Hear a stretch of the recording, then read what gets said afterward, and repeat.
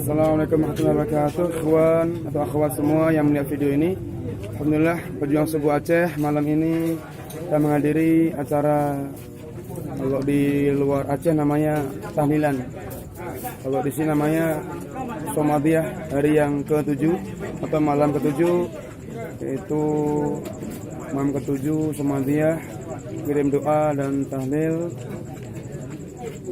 pada Al-Mukarram Almarhum Imam Cik Ghazali bin Tudni.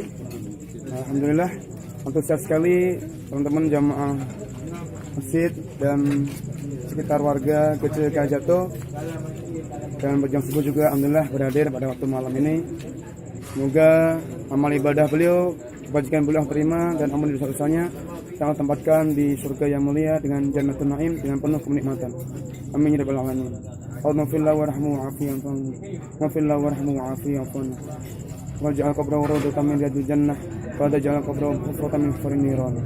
Amin ya rabbal alamin. Assalamualaikum warahmatullahi wabarakatuh.